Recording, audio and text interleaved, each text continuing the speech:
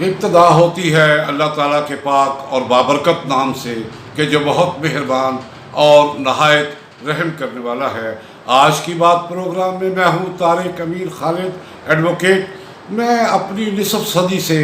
اوپر پھیلی ہوئی صحافتی زندگی کے ابتدائی دور کو یاد کر رہا تھا کہ جب صرف ایک پاکستان ٹیلی ویژن جو ہے یہ انٹرٹینمنٹ کا ایک ذریعہ ہوا کرتا تھا، اور وہ بھی رات کے 9 بجے بند ہو جایا کرتا تھا۔ اس دور میں پرنٹ میڈیا پورے عروج پر تھا۔ مجھے اچھی طرح یاد پڑتا ہے کہ کبھی کسی سرکاری یا غیر سرکاری محکمے کی غلطیوں پر مبنی کوئی خبر ادھر 2 یا 2.5 لائن کی اخبار میں چھپ جاتی تھی تو پورے ادارے کو تھلی پڑ جایا کرتی تھی۔ ایکشن ہوتے تھے، بندے معطل ہو جاتے تھے اور بڑی بڑی کارروائیاں ہوتی تھیں۔ لیکن جو سائنس ترقی کرتی جا رہی ہے اور نئی ایجادات آ رہی ہیں اور سوشل میڈیا اور الیکٹرانک میڈیا بہت ترقی کر رہا ہے، اور اس ترقی کے اندر پھیلا ہوا یہ ہمارا موبائل فون اور اس میں لگا ہوا کیمرہ خدا جانتا ہے انتہائی خطرناک ہتھیار کے طور پر سامنے آ رہا ہے۔ آپ اندازہ کریں، آپ اپنی میموری کو یاد کریں، آپ دیکھیں کہ سانحہ سائیوال کی خبر بھی، ویڈیو بھی ایک بس میں بیٹھے ہوئے شخص نے اپنے موبائل فون سے بنائی، اور اس کا وائرل ہونے کے ساتھ پوری دنیا میں اس واقعہ کا جو ہے چرچا ہو گیا۔ اور وہ صلاح الدین والا کہ مجھے مارو گے تو نہیں والی بات ایک فکرے نے پورے نظام کو ہلا کر رکھ دیا، اور وہ بھی صرف آپ کے اس ٹیلی فون کے کیمرے سے بنی ہوئی بات تھی۔ اور ایسی روزانہ بہت ساری باتیں ہیں جو چلتی ہیں، جو بنتی ہیں، اور آپ بھی دیکھتے ہیں اور میں بھی دیکھتا ہوں۔ میں دیکھ رہا تھا، اخبارات دیکھ رہا تھا، تو ایک جگہ خبر چھپی ہوئی ہے کہ کووڈ-19 کی ویکسین کی سینکڑوں وائلز جو ہیں وہ خرد برد ہو گئی ہیں۔ اس سے آگے میں اگلی خبر دیکھ رہا تھا کہ ایک کووڈ ویکسین سینٹر پر محکمہ صحت کے ملازمین لوگوں کو قطار سے بچا کر علیحدہ ویکسین لگانے کے رشوت وصول کر رہے تھے۔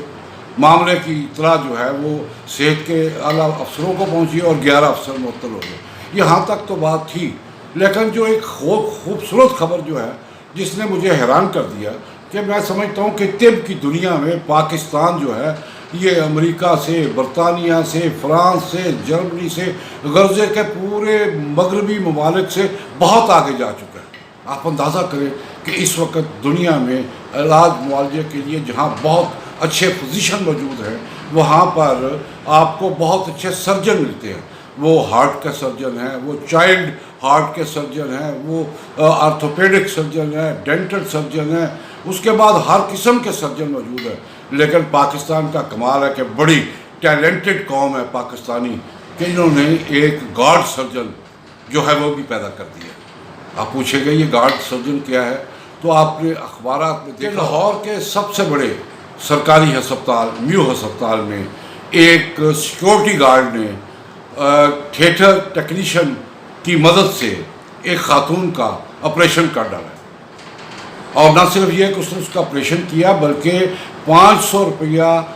روزانہ کی بنیاد پر اس کے گھر جا کر اس کی مرہم پٹی بھی کرتا رہا۔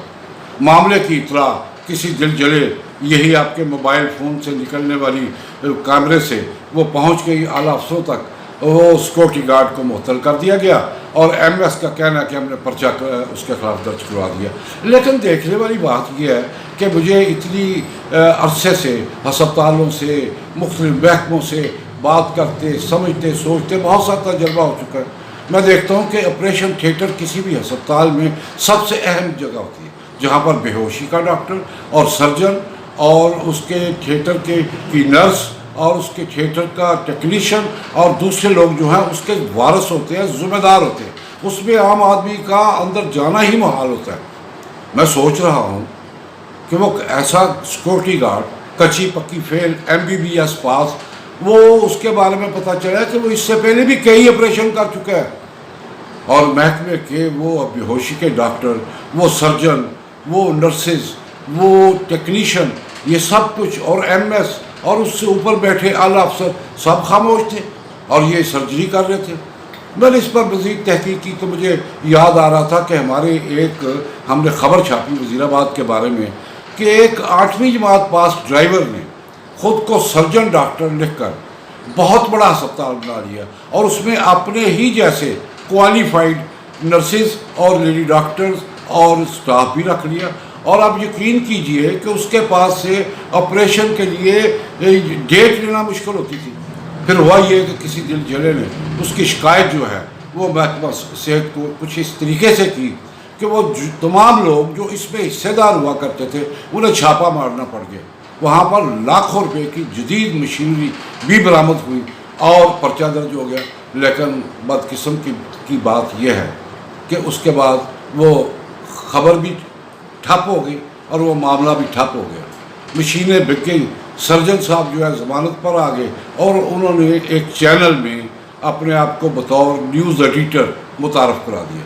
اور بھائی اور خدا کے بندو، انسانی جان سب سے قیمتی چیز ہوتی ہے اور سرکاری ہسپتالوں میں لوگ اس اعتماد سے جاتے ہیں کہ وہاں پر بڑے کمپیٹنٹ سرجن اور بڑے کمپیٹنٹ جو ہے ڈاکٹر ہوتے ہیں اور بڑا کمپیٹنٹ پیرامیڈک سٹاف ہوتا ہے اور انہیں کچھ علاج میں سہولت ملے گی اور ان کے پیسے بھی بچ جائیں گے. لیکن جب سیکورٹی گارڈ جو ہیں یہ سرجن کا روپ دھار لے تو میں سمجھتا ہوں کہ انہوں نے ایک بڑا کمال کیا ہے اور انہوں نے پوری دنیا میں آپ سمجھے نا جی کہ سیکورٹی سرجن کا اضافہ کر دیا.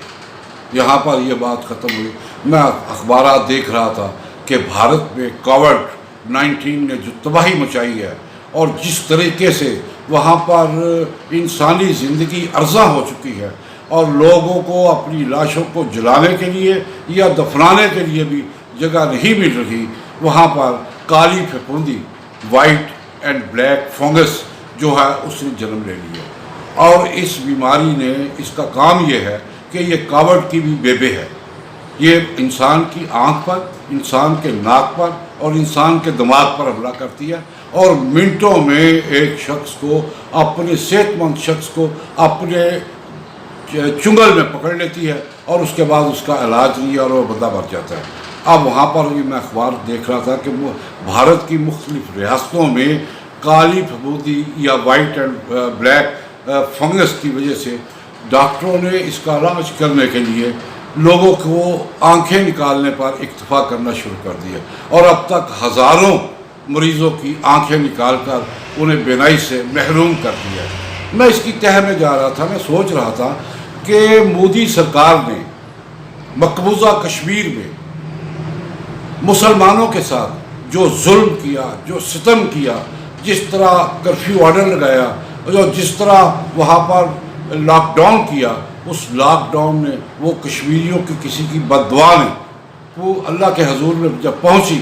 تو ایکشن شروع ہوا. اور پوری دنیا آپ دیکھیں کہ اس وقت لاک ڈاؤن کی زد میں ہے. ہر آدمی نے اپنے منہ پر ماسک رکھا ہوا ہے. سماجی فاصلوں کا وہ ہر لحاظ سے اہتمام کر رہے ہیں اور زندگی کی وہ تمام خوبصورتیاں، وہ زندگی کے تمام رہنائیاں وہ جو ہے اور زندگی کی تمام رونقیں میں سمجھتا ہوں ختم ہو چکی ہیں. اب کالی پھپھوندی کے بعد اب کیا آئے گا یہ شاید اس سے بھی کوئی خطرناک ہو. لیکن سوچنے کی بات یہ ہے کہ مودی سرکار ابھی تک مسلمانوں پر ظلم کرنے سے باز نہیں آئی. حالانکہ کووڈ-19 کے دوران بھارتی مسلمانوں نے اپنی تمام تر توانائیاں، اپنی رقم، اپنی دولت، اپنی طاقت، اپنا پیسہ، مساجد، سب کچھ کووڈ کے مریضوں کے لیے کھول کے ایک ایسی مثال قائم کی ہے کہ جس کو پوری دنیا میں اپریشیٹ کیا جانا چاہیے. لیکن اس کے باوجود بھی مودی سرکار جو ہے وہ مسلمانوں پر ظلم کرنے سے باز نہیں آ رہی اور نہ ہی مقبوضہ کشمیر میں وہ ان مظالم کو بند کر رہی ہے. اور جب تک یہ مظالم مقبوضہ کشمیر سے بند نہیں ہوتے اور مودی سرکار اپنے گناہوں سے توبہ نہیں کرتی، میں سمجھتا ہوں یہ بلیک فنگس، یہ وائٹ فنگس، یہ کووڈ، یہ اسی طرح انہیں بھی اور پوری دنیا کے ان تمام لوگوں کو جو بھارت کے ان جرائم پر، ان انسانی جرائم پر، ان جنگی جرائم پر، ان اخلاقی جرائم پر وہ خاموش بیٹھے ہیں، تب تک وہ سب کے سب اس کی زد میں آئیں گے. آپ کو، مجھے، ہم سب کو دعا کرنی چاہیے اللہ تعالیٰ پروردگار صاحب کے حضور میں کہ پروردگار عالم ہمیں ہمارے گناہوں کی معافی دے دے اور ہمارے حکمرانوں کو اور مودی سرکار کو توفیق دے کہ وہ اپنے گناہوں کی معافی مانگے، مسلمانوں سے کی ہوئی زیادتیوں کے، ظلم کے، اجتماعی قتل کے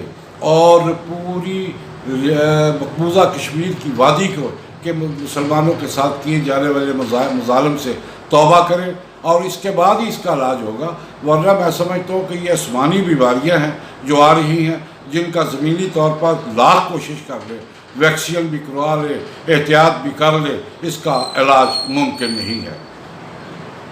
یہی تھی آج کی بات اور یہی تھا آج کا پروگرام۔ آپ سے التماس ہے کہ برائے کرم اسے لائک بھی کرے اور شیئر بھی کرے، اس کے لیے